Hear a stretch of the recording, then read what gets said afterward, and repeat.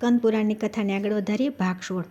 શૂદ્રો બ્રાહ્મણોથી અભિવંદિત થઈને સ્વયં વાદ વિવાદ કરશે. તેઓ બ્રાહ્મણોને જોઈને પણ આસન ઉપરથી ઊભા નહીં થાય. દ્વિજો મોઢા પર હાથ રાખીને નીચથી પણ નીચ એવા શૂદ્રના કાનમાં અત્યંત વિનયપૂર્વક વાત કહેશે. દ્વિજોની સામે પણ શૂદ્રો ઊંચા આસન પર બેસી રહેશે. આવું જાણવા છતાં રાજા તેમને દંડ નહીં આપે. જુઓ કાળનો કેવો પ્રભાવ છે. અલ્પ વિદ્યા અને અલ્પ ભાગ્યવાળા બ્રાહ્મણો સુંદર સુંદર ફૂલો તથા અન્ય પ્રકારના અલંકારોથી શૂદ્રોની અર્ચના કરશે. કલયુગના બ્રાહ્મણો પાખંડીઓનું ન લેવા યોગ્ય દાન લે છે અને તેના કારણે દુસ્તર રૌરવ નરકમાં પડે છે. કરોડો દ્વિજ કલયુગમાં તપ અને યજ્ઞના ફળ વેચનારા તથા અન્યાયી થાય છે. મનુષ્યોને સંતાનોમાં પુત્ર ઓછા અને કન્યાઓ વધારે થાય છે. કલયુગમાં મનુષ્ય વેદ વાક્યો તથા વેદાર્થની નિંદા કરે છે. શૂદ્રોએ રચેલા શાસ્ત્રો પ્રમાણે ગણાશે. હિંસક પ્રામાણિક પ્રબળ થશે અને ગોવંશનો ક્ષય થશે. દાન વગેરે કોઈ પણ ધર્મ પોતાના શુદ્ધ ધર્મમાં આચરવામાં આવશે નહીં. સાધુ પુરુષોનો અનેક પ્રકારે વિનાશ થશે. રાજાઓ પ્રજાના રક્ષક નહીં હોય. કલયુગનો અંતિમ સમય ઉપસ્થિત થતાં પ્રત્યેક દેશના લોકો અન્નનો વેપાર કરશે. બ્રાહ્મણો વેદ વેચનારા થશે. સ્ત્રીઓ વ્યભિચારથી ધનોપાર્જન કરશે. ઘરોમાં સ્ત્રીઓનું વર્ચસ્વ હશે. તે અપવિત્ર વસ્ત્રો પહેરનારી તથા કર્કશા હશે. ઘણા વધારે ભોજનમાં તથા તેમાં આસક્ત થઈને ચૂડલા જેવી લાગશે. કળિયુગમાં પ્રાય બધા લોકો વાણિજ્ય વૃત્તિ કરનારા હશે. ઇન્દ્ર વરસાદ કરશે. મનુષ્ય દુરાચાર વગેરે વ્યર્થના પાખંડોથી ઘેરાયેલો હશે અને બધા લોકો એકબીજા પાસે યાચના કરશે. તે સમયે લોકોને પાપ કરતા જરા પણ સંકોચ નહીં થાય. જ્યારે કલયુગનો અંતકાળ આવશે ત્યારે લોકો પરાયું ધન હડપનારા, પરસ્ત્રીનું સતીત્વ નષ્ટ કરનારા તથા 15 વર્ષના આયુષ્યવાળા થશે. ચોરના ઘરમાં પણ ચોરી કરવાવાળા તથા લૂંટેરાઓના ઘરમાં લૂંટફાટ કરનારા થશે. જ્ઞાન અને કર્મ બંનેનો અભાવ થઈ જવાથી બધા લોકો ઉદ્યમી છોડી દેશે. તે સમયે કીડા, ઉંદર અને સર્પ મનુષ્યને ડસશે. વર્ણ અને આશ્રમ ધર્મ વિરોધી જે બીજા પાખંડ સાંભળવામાં આવે છે તે બધા તે સમયે પ્રગટ થશે અને તેમાં વધારો થશે. કલયુગમાં સ્ત્રી અને પુત્રથી દુઃખ, સદા રોગી રહેવું તથા પાપ કરવામાં આગ્રહ રાખવો વગેરે દોષો ક્રમશઃ વધતા જશે. હે રાજન, જો કે કલયુગ બધા દોષોનો ભંડાર છે તેમ છતાં તેમાં એક મહાન ગુણ પણ છે તે સાંભળો. કલિકાળમાં થોડો સમય સાધના કરવાથી મનુષ્યને સિદ્ધિ પ્રાપ્ત થઈ જાય છે. સતયુગ, ત્રેતા અને દ્વાપર આ 3 યુગના લોકો કહે છે કે જે મનુષ્ય કલયુગમાં શ્રાદ્ધ પરાયણ થઈને વેદો, સ્મૃતિઓ અને પુરાણોમાં બતાવેલા ધર્મનું અનુષ્ઠાન કરે છે તેઓ ધન્ય છે. ત્રેતામાં 1 વર્ષ સુધી તથા દ્વાપરમાં 1 માસ સુધી સંયમપૂર્વક ધર્માનુષ્ઠાન કરનાર બુદ્ધિમાન મનુષ્ય જે ફળ પ્રાપ્ત થાય છે તે કલયુગમાં 1 દિવસના અનુષ્ઠાનથી મળી જાય છે. હે રાજન, કલયુગમાં ભગવાન વિષ્ણુ અને શિવની નિયમપૂર્વક ઉપાસના કરનારા જેટલા મનુષ્યો સિદ્ધિને પ્રાપ્ત થાય છે તેટલા બીજા યુગોમાં 3 યુગો સુધી ઉપાસના કરવાથી પ્રાપ્ત થાય છે. હે રાજન, 28મા કલયુગમાં જે કાંઈ થવાનું છે તે સાંભળો. કલયુગના 3290 વર્ષો વ્યતીત થયા પછી આ ભૂમંડળમાં વીરોનો અધિપતિ શૂદ્રક નામનો રાજા થશે, જે ચર્ચિતા નગરીમાં આરાધના કરીને સિદ્ધિ પ્રાપ્ત કરશે. શૂદ્રક પૃથ્વીનો ભાર ઉતારનાર રાજા થશે. ત્યારબાદ કલયુગના 3310મા વર્ષે નંદવંશનું રાજ્ય થશે. ચાણક્ય નામનો બ્રાહ્મણ તે નંદવંશીઓનો સંહાર કરશે અને શુક્લતીર્થમાં તે પોતાના સમગ્ર પાપોથી છૂટવા માટે પ્રાયશ્ચિતની અભિલાષા કરશે. આ સિવાય કલયુગના 3020 વર્ષ પસાર થઈ ગયા પછી પૃથ્વીના રાજા વિક્રમાદિત્ય થશે. તેઓ નવદુર્ગાઓની સિદ્ધિ તથા કૃપાથી રાજ્ય મેળવશે અને દીન લોકોનો ઉદ્ધાર કરશે. ત્યાર પછી 3000 થી 100 વર્ષ વધારે પસાર થશે ત્યારે શક નામનો રાજા થશે. ત્યાર પછી કલયુગના 3600 વર્ષ પછી મગધ દેશમાં હેમસદથી અંજનીના ગર્ભથી ભગવાન વિષ્ણુના અંશાવતાર સ્વયં ભગવાન બુદ્ધ પ્રગટ થશે. જેઓ ધર્મનું પાલન કરશે. મહાત્મા બુદ્ધના અનેક ચરિત્રો સ્મરણીય હશે. પોતાના ભક્તો માટે પોતાની યશોગાથા મૂકીને તેઓ સ્વર્ગલોકમાં ચાલ્યા જશે. ભક્તો તેમને સર્વપાપહારી બુદ્ધ કહેશે. ત્યાર પછી કલયુગના 4400 વર્ષ પસાર થયા પછી ચંદ્રવંશમાં મહારાજ પ્રમિતિનો પ્રાદુર્ભાવ થશે. તેઓ બહુ મોટી સેનાના અધિપતિ તથા અત્યંત બળવાન થશે. કરોડો મલેચ્છોનો વધ કરીને બધી બાજુથી પાખંડનું નિવારણ કરતા રહીને કેવળ વિશુદ્ધ વૈદિક ધર્મની સ્થાપના કરશે. મહારાજ પ્રમિતિનું દેહાવસાન ગંગા યમુનાના મધ્યવર્તી ક્ષેત્ર પ્રયાગમાં થશે. ત્યાર પછી કોઈ વાર કાળના પ્રભાવથી જ્યારે પ્રજા ઘણી પીડિત થવા લાગશે ત્યારે ભયંકર ધર્મનો આશ્રય લઈને તે સટ્ટાપૂર્વક વર્તાવ કરશે. કોઈ બંધન ન રહેવાના કારણે બધા લોકો લોભથી પ્રેરાઈને એકબીજા સાથે લૂંટફાટ કરશે. બધા શ્રમથી પીડિત થઈને અત્યંત વ્યાકુળ થઈ જશે. તે સમયે વૈદિક અને સ્માર્ત ધર્મ નષ્ટ થઈ જવાથી બધા એકબીજાને પ્રહાર કરીને નષ્ટ થઈ જશે. ધાર્મિક અને સામાજિક મર્યાદાનું ઉલ્લંઘન કરશે. બધામાં કરુણા અને સ્નેહ અને લજ્જાનો અત્યંત અભાવ થશે. બધા લોકો ઠીંગણા થશે. તેમનું આયુષ્ય 25 વર્ષનું હશે. તેમના મનમાં અનેક ઇન્દ્રિયો વિષાદથી વ્યાકુળ થશે અને તેઓ ઘર તથા સ્ત્રીઓનો પરિત્યાગ કરી હાહાકાર કરતા રહીને બહાર ભટકશે. વરસાદ ન પડવાથી બધાની જીવિકા નષ્ટ થઈ જશે. જશે અને બધા લોકો દુઃખી થઈને ખેતી અને પશુપાલનનું કામ છોડીને પર્વતો પર રહેવા લાગશે. પોતાનો દેશ છોડી નદી અને સમુદ્રના કિનારા પર નિવાસ કરશે. પર્વતોની ગુફાઓ રહેશે. અત્યંત દુઃખી થઈને માંસ અને મૂળ ફળથી જીવન નિર્વાહ કરશે. જૂના ચીથરા વૃક્ષોની છાલ અને પાંદડા તથા મૃતચર્મ ધારણ કરશે. બધા અકર્મણ્ય તથા બધા સાધનોથી રહિત થશે. તે સમયે શાલ્ય નામક મલેચ્છ ધર્મનો વિનાશ કરવા માટે તે બધાનો સંહાર કરશે.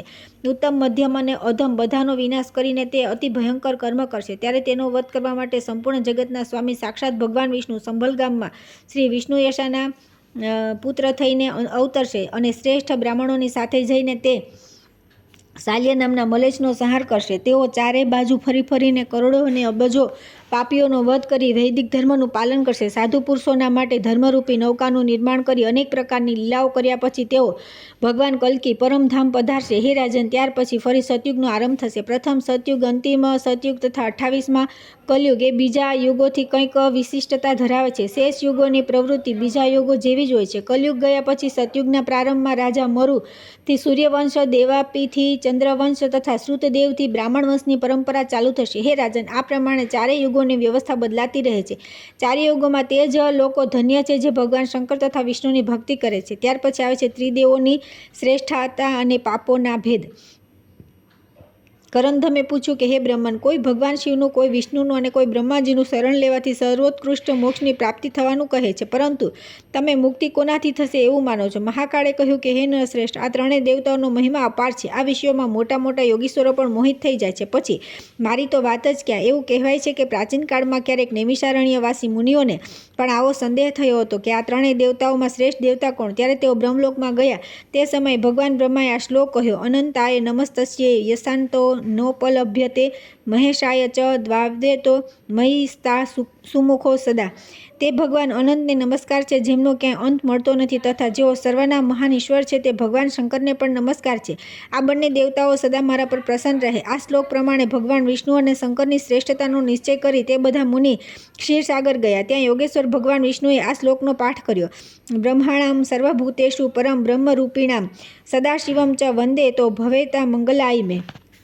હું સંપૂર્ણ ભૂતોમાં વ્યાપક પરબ્રહ્મ સ્વરૂપ ભગવાન બ્રહ્મા અને સદાશિવને પ્રણામ કરું છું. તે બંને મારા માટે મંગળકારી થાવ. આ સાંભળીને તે બ્રહ્મર્ષિઓ ભારે આશ્ચર્ય થયું. તેઓ ત્યાંથી પાછા કૈલાસ પર્વત પર ગયા. ત્યાં તેમણે જોયું કે ભગવાન શંકર ગિરિરાજ નંદિની ઉમાને આ પ્રમાણે કહી રહ્યા છે: એક દ્રશ્યા પ્રણુત્યામી જાગરે વિષ્ણુ સહ્યની સદા તપશ્ચાશ્ચરામી પ્રીત્યર્થ હરિવેધસો. હે દેવી, હું ભગવાન વિષ્ણુ અને બ્રહ્માજીની પ્રસન્નતા માટે ભગવાન વિષ્ણુના મંદિરમાં એકાદશીએ જાગરણ કરીને નૃત્ય કરું છું તથા તે બંનેની પ્રસન્નતા માટે સદા તપસ્યા કરું છું. આ સાંભળી તે મુનિઓ ત્યાંથી પણ નીકળી ગયા અને પરસ્પર કહેવા લાગ્યા કે જ્યારે આ ત્રણેય દેવતાઓ જ એકબીજાની પૂરી રીતે જાણતા નથી, ત્યારે તેમના દ્વારા ઉત્પન્ન થયેલા મહર્ષિઓની સંતાન પરંપરામાં જન્મ લેનારા અમારીષી ગણતરી, જે આ ત્રણેયમાંથી કોઈ એકને ઉત્તમ, મધ્યમ અને અધમ કહે, તેઓ અસત્યભાષી અને પાપી છે. તેઓ અવશ્ય નરકમાં જાય છે. હે રાજેન્દ્ર, નૈમિષારણ્યવાસી તપસ્વી મુનિઓએ આવો જ નિશ્ચય કર્યો. એ સત્ય જ છે. મને મારો પણ આ સત્ય મત છે. હજારો જપ કરવાવાળા, હજારો વૈષ્ણવ તથા હજારો શૈવ બ્રહ્મા, વિષ્ણુ અને શિવની આરાધના કરી પોતાને સંસાર બંધનથી મુક્ત કરી ચૂક્યા છે. તેથી જેનો હાર્દિક અનુરાગ જે દેવતા માટે સ્પષ્ટ રૂપે પ્રગટ થાય છે તે તેની ભક્તિ કરે, એનાથી તે પાપ રહિત થઈ શકે છે. આ જ મારો સર્વોત્તમ મત છે. કરંથમે પૂછ્યું કે હે પ્રિયવર, તે કયા પાપ છે જેમના દ્વારા મોહિત ચિત્તના મનુષ્યનું મન ન તો દેવતાઓમાં લાગે છે અને ન ધર્મમાં? પણ મહાકાળે કહ્યું કે હે રાજન, પોતાની ચિત્તવૃત્તિઓના ભેદથી અધર્મના ભેદ જાણવા જોઈએ. અધર્મના 3 પ્રકાર છે: સ્થૂળ, સૂક્ષ્મ અને અત્યંત સૂક્ષ્મ. એ જ આપણા કરોડો ભેદ દ્વારા અનેક પ્રકારના થઈ જાય છે. તેમાંથી સ્થૂળ પાપો નરકની પ્રાપ્તિ કરાવે છે. તેમનું સંક્ષેપમાં વર્ણન કરવામાં આવે છે. તે પાપોનું અનુષ્ઠાન મન, વાણી અને કર્મ દ્વારા થાય છે. તેમાંથી માનસિક પાપના 4 ભેદ છે: પરસ્ત્રી ચિંતન, બીજાનું ધન પડાવી લેવાનો સંકલ્પ, પોતાના મનથી કોઈનું અનિષ્ટ ચિંતન તથા ન કરવા યોગ્ય કાર્ય માટે મનમાં આગ્રહ. આ જ પ્રમાણે વાણીના પણ 4 પ્રકાર છે: અસંગત વચન બોલવું, અસત્ય બોલવું, અપ્રિય બોલવું તથા બીજાની નિંદા. અને શારીરિક પાપ પણ 4 પ્રકારના છે: અભક્ષ્ય, ભક્ષણ, હિંસા, મિથ્યા ભોગોનું સેવન તથા બીજાના ધનનું અપહરણ. આ પ્રમાણે મન, વાણી અને શરીર દ્વારા થનારા આ 12 પ્રકારના પાપ કર્મ કહ્યા છે. તેમનું ભેદોનું ફરી વર્ણન કરીશ. જેમનું ફળ અનંત છે, જે સંસાર સમુદ્રમાંથી તરનાર મહાદેવજીનો દ્વેષ કરે છે, તેઓ મહાન પાતકોથી યુક્ત હોવાના કારણે નરકોના અગ્નિમાં બળે છે. નિરંતર ફળ આપનારા છે મહાપાતક છે, જે મંદિરમાં ભગવાન શંકરને જોઈને ન તો નમસ્કાર કરે અને ન તેમની સ્તુતિ કરે છે, બલકે ભગવાનની સામે નિશંક થઈને મનમાની ચેષ્ટા કરતા ઊભા રહીને ક્રીડા વિલાસ વગેરે કરે છે. ભગવાન શિવ તથા ગુરુજનોની સમીપ પૂજા નમસ્કાર વગેરે આવશ્યક શિષ્ટાચારોનું પાલન નથી કરતા, શિવશાસ્ત્રોમાં જણાવેલા સદાચારને માનતા નથી અને શિવ ભક્તોનો દ્વેષ કરે છે. આ 6 પ્રકારના મનુષ્ય મહાપાતકી છે, જે પાપાત્મા પોતાના ગુરુનો, કષ્ટમાં પડેલા વ્યક્તિનો, અસમર્થ પુરુષનો, વિદેશ ગયેલી વ્યક્તિનો તથા શત્રુઓ દ્વારા અપમાનિત મનુષ્યનો પરિત્યાગ કરે છે અથવા તેમના સ્ત્રી, પુત્ર અને મિત્રોની અવગણના કરે છે. તેનું આ કૃત્ય ગુરુ નિંદા સમાન મહાપાતક છે. બ્રહ્મ હત્યારો, મદિરાપાન કરનાર, ચોરી કરનાર, ગુરુપત્નીગામી આ 4 મહાપાતકી છે. આવા લોકોનો સંસર્ગ રાખે છે તે 5મો મહાપાતકી છે. જે લોકો ક્રોધથી, દ્વેષથી, ભયથી અથવા લોભથી બ્રાહ્મણ પર તેનો અત્યંત પીડા પહોંચાડનાર મહાન દોષનો આરોપ મૂકે છે, તે બ્રહ્મહત્યારા છે. જે યાચના કરનાર અકિંચન બ્રાહ્મણને બોલાવ્યા પછી કંઈ નથી એવું કહીને આપતા નથી, તે પણ બ્રહ્મહત્યારો છે. જે સભામાં ઉદાસીન ભાવે બેઠેલા શ્રેષ્ઠ બ્રાહ્મણોને પોતાના જ્ઞાનના અભિમાનથી નિશ્ચેજ કરવાની ચેષ્ટા કરે છે, તે પણ બ્રાહ્મણઘાતી છે. જે ગુરુજનો સાથે બળપૂર્વક વિરોધ કરીને પોતાના જૂઠા ગુણોના વખાણ કરી પોતાને ઉત્તમ સિદ્ધ કરવા ચાહે છે, તેને પણ બ્રહ્મહત્યારો કહ્યો છે. ભૂખ તરસથી જે વ્યાકુળ છે, તેથી જેઓ ભોજન કરવા આતુર છે, એવા બ્રાહ્મણોના ભોજનમાં જે વિઘ્ન નાખે છે, તેને બ્રાહ્મણઘાતી કહે છે. જે સર્વની ચાળી કરે છે, સર્વના છિદ્રો શોધવામાં લાગ્યો રહે છે, સર્વના મનમાં ઉદ્વેગ પેદા કરે છે તથા જેનામાં ક્રૂરતા ભરેલી છે, તેઓ મનુષ્ય બ્રહ્મહત્યારો માનવામાં આવે છે. જે પાણીની તરસથી વ્યાકુળ થઈને પાણી પીવા માટે જળાશય પર જતી ગાયોના માર્ગમાં વિઘ્ન ઊભું કરે છે, તેને ગોઘાતી કહે છે. બ્રાહ્મણોએ ન્યાયપૂર્વક જે ધનનું ઉપાર્જન કર્યું છે, તેને છળબળથી હરી લેવું બ્રહ્મહત્યા સમાન માનવામાં આવ્યું છે. માતા પિતાનો ત્યાગ કરવો, ખોટી સાક્ષી આપવી, મિત્રનો વધ કરવો, અભ્યક્ષનું ભક્ષણ કરવું, કોઈ સ્વાર્થવશ વન્ય પ્રાણીઓનો વધ કરવો, ક્રોધપૂર્વક ગામ, વન અને ગૌશાળામાં આગ ચાંપવી વગેરે મોટા ભયાનક પાપ મદિરાપાન બરાબર માનવામાં આવ્યા છે. દરિદ્ર મનુષ્યનું સર્વસ્વ હરી લેવું, મનુષ્ય, સ્ત્રી, હાથી અને ઘોડાની ચોકી કરવી, ગાય, ભૂમિ, રત્ન, સુવર્ણ, ઔષધિઓના રસ, ચંદન, અગરુ, કપૂર, કસ્તુરી તથા રેશમ વસ્ત્રોનું અપહરણ કરવું તથા હાથમાં મૂકેલી અનામતને હડપ કરવી વગેરે પાપ સોનાની ચોરી જેવા માનવામાં આવ્યા છે. પુત્ર અને મિત્રની સ્ત્રીઓ તથા બહેનો સાથે સંભોગ કરવો, કન્યાની સાથે વ્યભિચારનું દુસ્સાહસ કરવું, ચાંડાળની સ્ત્રીનો ઉપભોગ કરવો તથા પોતાના સમાન વર્ણવાળી સ્ત્રીની સાથે પણ વ્યભિચાર કરવો એ ગુરુપત્નીગમન સમાન માનવામાં આવ્યો છે. અહંકાર, અતિક્રોધ, પાખંડ, કૃતજ્ઞતા, અત્યંત વિષયાસક્તિ, કૃપણતા, ષટતા, ઈર્ષ્યા તથા અપરાધ વિના જ પુત્ર, મિત્ર, પત્ની, સ્વામી અને સેવકોનો પરિત્યાગ કરવો, સાધુ, બંધુ, તપસ્વી, ક્ષત્રિય, વૈશ્ય, સ્ત્રી અને શૂદ્ર વગેરેને મારપીટ કરવી, ભગવાન શિવના આવા સ્થાન પરના વૃક્ષો અને ફૂલોના છોડોને નષ્ટ કરવા, જે યજ્ઞના અધિકારી નથી તેમનો યજ્ઞ કરાવવો, જેમની પાસે યાચના કરવી યોગ્ય નથી તેમની પાસે યાચના કરવી, યજ્ઞ, બગીચા, તળાવ, પત્ની અને સંતાનોને વેચવા, તીર્થયાત્રા, ઉપવાસ, વ્રત તથા મંદિર નિર્માણ વગેરે પુણ્યનું વિક્રય કરવું, સ્ત્રી ધનથી જીવિકા ચલાવી, સ્ત્રીઓને અત્યંત વશીભૂત રહેવું, સ્ત્રીઓની રક્ષા ન કરવી, દેવું ન ચૂકવવું, ખોટું બોલીને જીવિકા ચલાવી, સાધ્વી કન્યાની વાતોમાં દોષ કાઢવો, વિષ તથા મરણ યંત્રનો પ્રયોગ કરવો, કોઈનું મૂલેચ્છેદન કરી નાખવું, ઉચ્ચાટન તથા અભિચાર કર્મ કરવું, રાગ અને દ્વેષ કરવા, યથાસમય સંસ્કાર ન કરાવવા, સ્વીકાર કરેલા વ્રતનો પરિત્યાગ કરવો, દરેક પ્રકારના આહારોનું સેવન હોય છે, અસ્ત્રશાસ્ત્રોનો અનુસાર ચાલવું, ખોટા તર્કોનો સહારો લેવો, દેવતા, અગ્નિ, ગુરુ, સાધુ, ગાય, બ્રાહ્મણ, રાજાઓ, ચક્રવર્તી, નરેશોની સામે અથવા પરોક્ષમાં નિંદા કરવી, આ બધા ઉત્પાતક છે. જેમણે શ્રાદ્ધ અને દેવયજ્ઞનો પરિત્યાગ કરી દીધો છે, પોતાના વર્ણાશ્રમને, અનુચિત કર્મોને સર્વથા છોડી દીધા છે, જે દુરાચારી, નાસ્તિક, પાપી અને સદા અસત્ય બોલનાર છે, જેઓ પર્વના સમયે અથવા દિવસે જળમાં, વિપરીત યોનિમાં, પશુ યોનિમાં, રજસ્વલાઓમાં અથવા અયોનિમાં મૈથુન કરે છે, જે સૌની સાથે અપ્રિય બોલે છે, ક્રૂર છે, પ્રતિષ્ઠા ભ્રષ્ટ છે, તળાવ કૂવાને નષ્ટ કરનાર છે, જેઓ રસને વેચે છે તથા એક જ પંગતમાં બેઠેલા લોકોને ભોજન કરાવતા સમયે પંક્તિભેદ કરે છે, તે લોકો આ બધા પાપોના કારણે ઉત્પાતકી માનવામાં આવ્યા છે. જે આના કારણે થોડા ઓછા પાપોને યુક્ત છે તે પાપી કહેવાય છે. હવે તેમનું વર્ણન સાંભળો. જે ગાય, બ્રાહ્મણ, કન્યા, સ્વામી, મિત્ર તથા તપસ્વીઓના કાર્યમાં વિઘ્ન નાખે છે તે પાપી છે. જે બીજાની સંપત્તિ જોઈને નીચ જાતિની સ્ત્રીઓનું સેવન કરે છે, ગૌશાળા, અગ્નિ, જળ, સડક તથા વૃક્ષોની છાયામાં, વૃક્ષો પર, બગીચા અને મંદિરોમાં જે લોકો મળમૂત્રનો ત્યાગ કરે છે તે પાપી છે. ઉન્મત્ત થઈને ઘોંઘાટ કરે છે, વચક ન વેશ, અનાદરપૂર્ણ કાર્ય તથા ઠગ જેવું આચરણ કરે છે, જૂઠ કપટનો જ વ્યવહાર કરતા રહે છે, કપટપૂર્વક શાસન કરે છે અને કૂટનીતિનો આશ્રય લઈ યુદ્ધ કરે છે તે બધા પાપી છે. જેઓ પોતાના સેવકો પ્રત્યે અત્યંત નિષ્ઠુર અને પશુઓનું દમન કરનાર છે, જે અસત્ય વાતો બોલે અને સ્ત્રી, પુત્ર, મિત્ર, બાળકો, વૃદ્ધ, દુર્બળ, રોગી, સેવકો, અતિથિઓ તથા ભાઈબંધુઓને ભૂખ્યા રાખી એકલો જ ભોજન કરે છે, પોતે મીઠાઈ ખાય અને બ્રાહ્મણોને બીજી વસ્તુ આપે, તે કરેલું વ્યર્થ જાય છે, અર્થાત તેનું કરેલું દાન, યજ્ઞ વગેરેનું કંઈ ફળ મળતું નથી. તેથી બ્રહ્મવાદી વિદ્વાનો દ્વારા નિંદાને પાત્ર થાય છે. જે અજિતેન્દ્રિય મનુષ્ય પોતે જ કોઈ નિયમ લઈને તેને ત્યાગી દે છે, દરરોજ ગાયોને નિર્દયતાપૂર્વક મારે છે અને ત્રાસ આપે છે, જે દુર્બળનું પોષણ કરતો નથી, પશુઓ પર વધારે ભાર લાદી તેમને પરેશાન કરે છે, તેમની પીઠમાં ઘા પડી જાય તો પણ તેમની પાસે કામ લે છે, તેમને ખવડાવ્યા વિના પોતે ખાય છે અને બીમાર થાય તો પણ તેમની સેવા દવા કરતા નથી, તે બધા પાપી છે. જે સામુદ્રિક શાસ્ત્રને જીવિકાનું સાધન બનાવે છે, શૂદ્ર કુળની સ્ત્રીને પત્ની બનાવી રાખે છે અને જે ધર્માત્મા હોવાનો દંભ કરે છે તે બધા પાપી છે.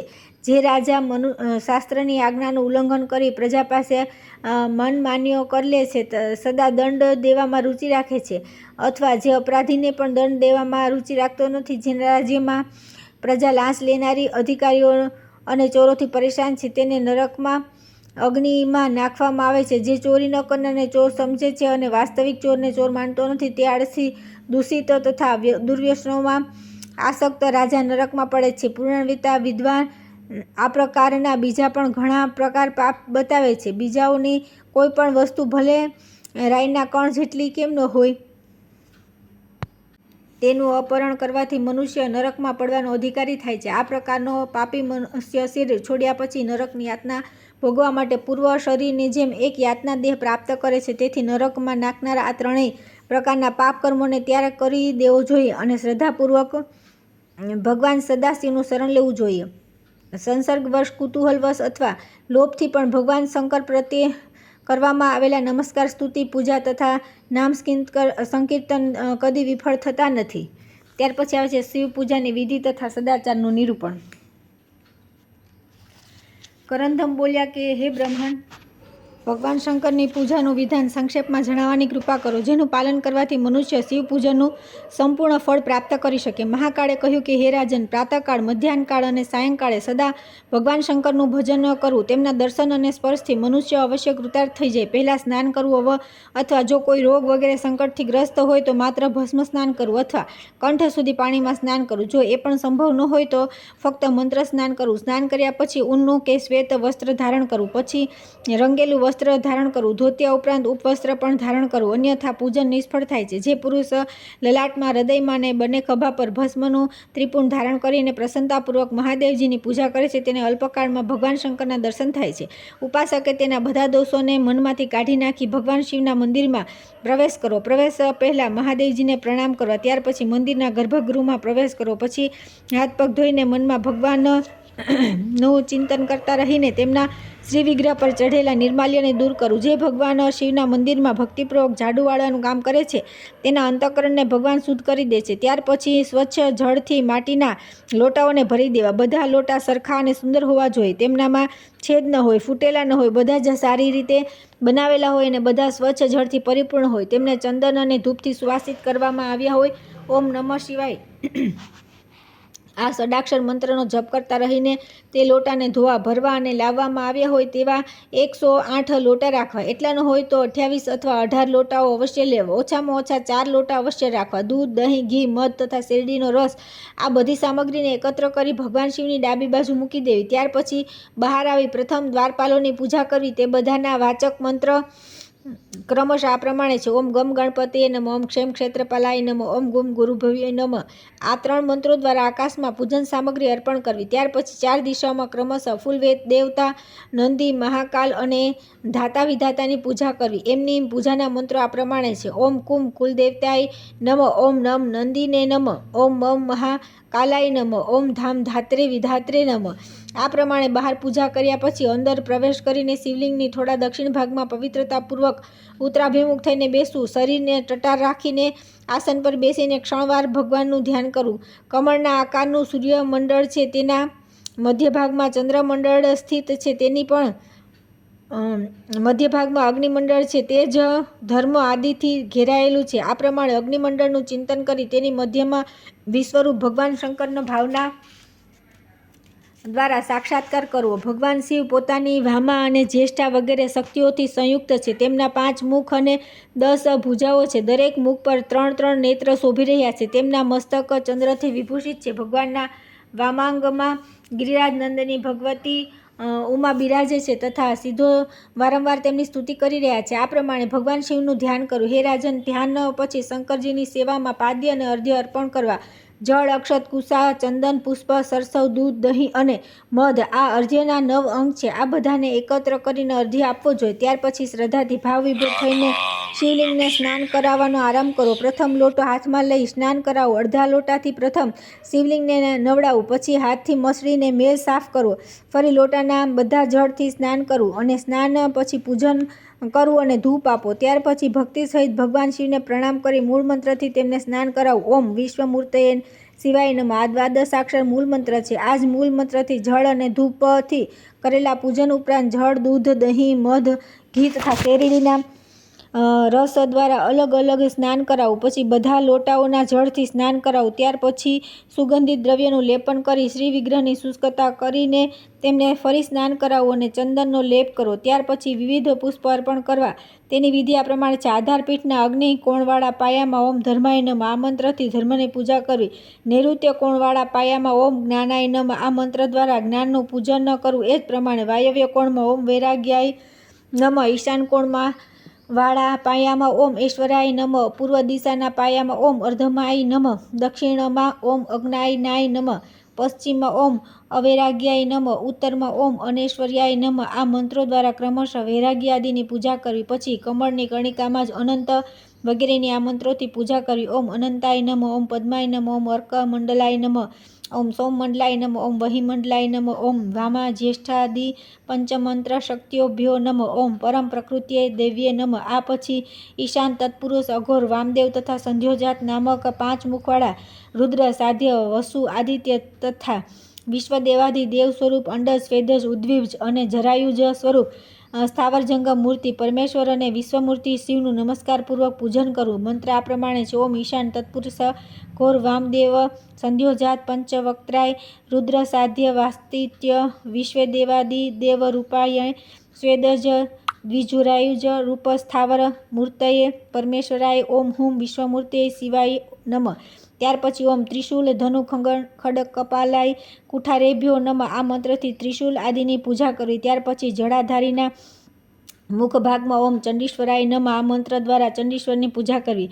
આ પ્રમાણે વિધિપૂર્વક પૂજન કરી ભગવાન શિવને અર્ધ્ય અર્પણ કરવું. હે મહાદેવજી, જળ, અક્ષત, ફૂલ અને આ ઉત્તમ ફળોથી યુક્ત આ અર્ધ્ય ગ્રહણ કરો. પૂજાની પરિપૂર્ણતા માટે હું આ અર્ધ્ય સમર્પિત કરું છું. આ પ્રમાણે અર્ધ્ય આપ્યા પછી જો આપણામાં શક્તિ હોય તો ધન દ્વારા પણ ભગવાનનું પૂજન કરવું. આ પછી ધૂપ, દીપ અને નૈવેદ્ય અર્પણ કરવા. ઘંટ વગાડવો અને આરતી કરવી. દેવાધિદેવ મહાદેવજી પર શંખ આદિ વાદ્યોના ધ્વનિ સાથે આરતી કરવી જોઈએ. જે દેવાધિદેવ ત્રિશૂળધારી ભગવાન શિવની આરતીના દર્શન કરે છે તે તમામ પાતકોથી મુક્ત થઈ જાય છે.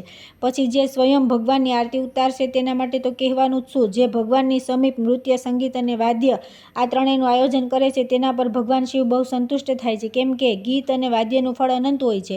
ત્યાર પછી અનેક પ્રકારના સ્તોત્રો દ્વારા મહાદેવજીની સ્તુતિ કરીને દંડવત પ્રણામ કરવા અને દેવેશ્વર શિવ પાસે પોતાના અપરાધોની ક્ષમા પ્રાર્થના કરતા કહેવું કે હે ભગવાન, મારાથી જે સુકૃત અથવા દુષ્કૃત થયું છે તેના માટે તમે ક્ષમા કરો. જે આ પ્રમાણે ભગવાન શંકરનું ખાસ કરી આ મહાકાલ લિંગનું પૂજન કરે છે તે પોતાના પિતા, પિતામહ અને પ્રપિતામહનો સર્વ પાપોથી ઉદ્ધાર કરીને ચિરકાળ સુધી રુદ્રલોકમાં નિવાસ કરે છે. આ વિધિથી ભગવાન મહેશ્વરનો ઉપાસક થઈ અને સદાચારમાં સ્થિત રહેવાનું વ્રત લઈને જે મનુષ્ય બંધનથી છૂટવા માટે તન્મય થઈ ભગવાન શિવનું પૂજન કરે છે તે સઘળા પાપોથી મુક્ત થઈને શિવલોકમાં જાય છે. જે આ પ્રમાણે ભગવાન શંકરની પૂજા કરે છે તેણે જાણે સમસ્ત સંસારને તૃપ્ત કરી દીધો. પરંતુ હે રાજન, આ બધું પૂજન તેનું સફળ થાય છે જે કદી સદાચારનું ઉલ્લંઘન કરતો નથી. આચારથી જ ધર્મ સફળ થાય છે, આચારથી જ મનુષ્ય સ્વર્ગનો ભોગ કરે છે, આચારથી જ આયુષ્ય પ્રાપ્ત થાય છે તથા આચાર અશુભ લક્ષણોને નષ્ટ કરી દે છે. જે આ જગતમાં સદાચારનું ઉલ્લંઘન કરીને સ્વેચ્છાચારપૂર્વક વર્તન કરે છે તે મનુષ્યના યજ્ઞ, દાન અને તપ આ લોકમાં કલ્યાણપ્રદ થતા નથી. તેથી સદાચારનો પણ સંક્ષિપ્ત પરિચય આપીશ તો સાંભળો. ગૃહસ્થે ધર્મ, અર્થ અને કામ આ ત્રણેય પુરુષાર્થો માટે પ્રયત્ન કરવો જોઈએ. આની સિદ્ધિ થતાં ગૃહસ્થને આ લોક અને પરલોકમાં પણ સિદ્ધિ પ્રાપ્ત થાય છે. બ્રહ્મ મુહૂર્તમાં ઉઠીને ધર્મ અને અર્થનું ચિંતન કરવું, ત્યાર પછી પથારીમાં પરથી ઉઠીને મળત્યાગ, પછી કોગળા દાંતણ કરવા, પછી સ્નાન કરીને દ્વિજે સંધ્યોપાસન કરવા. વિદ્વાન દ્વિજે શાંતચિત્ત, સંયમી તથા પવિત્ર થઈ પૂર્વ સંધ્યાની ઉપાસના તે સમયે શરૂ કરે ત્યારે પ્રાતઃકાળે આકાશના તારા થોડા દેખાતા હોય તથા પશ્ચિમ સંધ્યા સૂર્યાસ્ત પહેલાં જ પ્રારંભ કરે. આ પ્રમાણે નિત્ય સંધ્યોપાસના કરવી. આપત્તિકાળ સિવાય કદીએ સંધ્યા છોડવી નહીં. હે રાજન, જૂઠ, અસત, પ્રલાપ તથા કઠોર વાણીનો હંમેશા ત્યાગ કરવો. દુષ્ટ પુરુષોની સેવા, નાસ્તિકવાદ તથા અસત શાસ્ત્રોને પણ હંમેશના માટે છોડી દે. દર્પણમાં મોઢું જોવું, દાંતણ કરવું, વાળ ઓળવા અને દેવતાઓની પૂજા કરવી આ બધા કાર્યોને મહર્ષિઓએ પૂર્વમાં કરવા યોગ્ય કહ્યા છે. પલાસના લાકડાનું આસન, ખડાવ અને દાંતણનો પણ નિષેધ છે. વિદ્વાને આસનને પગથી ન ખેંચવું, જળ અને અગ્નિને એક સાથે ન લઈ જવા, ગુરુ, દેવતા અને અગ્નિ સામે પગ લાંબા કરીને ન બેસવું. ચોતરો, ઉમરડાનું વૃક્ષ, દેવાલય, સંન્યાસી, વિદ્વાન પુરુષ, ગુરુ તથા વૃદ્ધજન આ બધાને પોતાનાથી જમણી બાજુ રાખીને ચાલવું જોઈએ. ધર્મજ્ઞ પુરુષે આહાર, વિહાર અને મૈથુન પડદો રાખીને કરવા જોઈએ. આ જ પ્રમાણે પોતાની વાણી અને બુદ્ધિની શક્તિ, તપસ્યા, જીવિકા તથા આયુષ્યને અત્યંત ગુપ્ત રાખવું જોઈએ. દિવસે ઉત્તર દિશા તરફ મુખ રાખીને તથા રાતમાં દક્ષિણ દિશા તરફ મુખ રાખીને મળમૂત્રનો ત્યાગ કરવો જોઈએ. આમ કરવાથી આયુષ્ય ઘટતું નથી. અગ્નિ, સૂર્ય, ગાય, વ્રતધારી પુરુષ, ચંદ્રમા અને જળની સામે તથા સંધ્યા સમયે મળમૂત્ર ત્યાગ કરનારની બુદ્ધિ નષ્ટ થાય છે. ભોજન, શયન, સ્નાન, મળમૂત્રનો ત્યાગ તથા રસ્તા પર ભ્રમણ કરતા બંને હાથ, બે પગ અને મુખ આ પાંચને સારી રીતે ધોઈને આચમન કરવું. નદીમાં, સ્મશાન ભૂમિમાં, રાખ પર, ગોબર પર, ખેડેલા કે વાવેલા ખેતરમાં તથા હરિયાળી ઘાસવાળી ભૂમિમાં મળમૂત્રનો ત્યાગ ન કરવો.